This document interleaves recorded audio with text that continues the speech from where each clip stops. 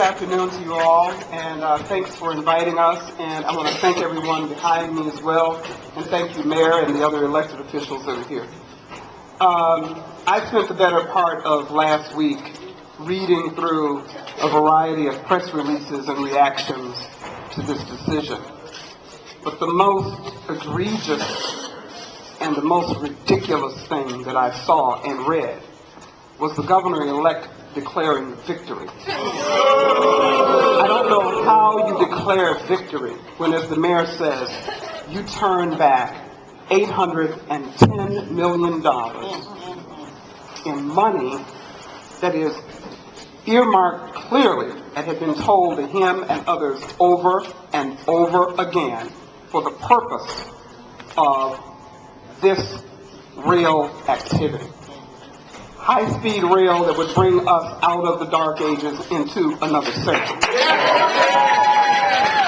High-speed rail that would have given us an opportunity in Milwaukee, Wisconsin, to not only build those trains, and I dicker with those people that say we wouldn't have ridden that train, but to build jobs in my literal backyard on a site that is acres large, that has been sitting there as a brownfield that this city and this administration and others have over time been attempting to revitalize, to bring it to a standard where others would want to work, and for the community to finally begin to have some pride around their community again.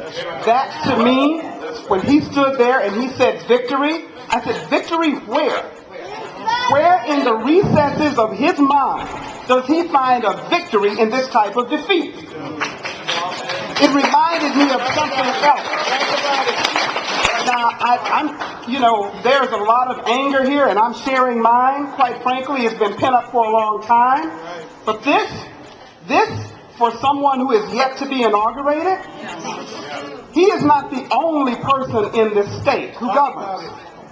And so for those people that sit around him now, that he is going to immerse around him in his cabinet and in the legislature, our challenge is, okay, where are you going to find the money now?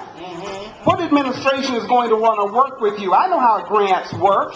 It's more than an application. You have to have a relationship and some credibility. He has thumbed his nose to the President of the United States and his administration. How does that work for this state now? His political ambitions have gotten in front of the work that he was elected to do. That's right. And for those people who voted for him, I understand what a negative number line looks like. Yes. We're now negative. We're not going into the positive around his 250,000 jobs. Not even the actual jobs. The first people laid off of those jobs, and they have been laid off, were the people who were building the rail. That's right. Driving those pile lines. The architects who were designing those things. Done. Finito. No more. Not to mention those people who sat on Townsend and 27th Street building that train. These are people that know that they are about to get laid off. That is not acceptable. And that is not what we should accept out of a governor of this state. That's right. Say whatever he wants to. And I'll put it to you this way. He is no Tommy Thompson. All right. By any stretch of the imagination. I don't care what he thinks he's going to be. He is not that man. All right. He isn't Jim Doyle, and for this matter, he isn't yet the governor of this state. That's right. That's right. That is not the way you walk into a position. That is the way you walk yourself out of position. All right.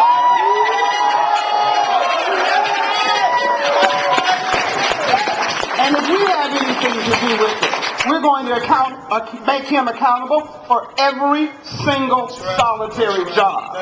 He has not heard the end of this, nor will this state hear the end of this over the next 4 long, grueling years with this type of leadership in our administration. Not the last you hear from us. So on behalf of organized labor in the state of Wisconsin, because the AFL-CIO has already spoken to this very loudly. And for those of us in Milwaukee County, I want to serve notice on Governor-elect. We are watching you.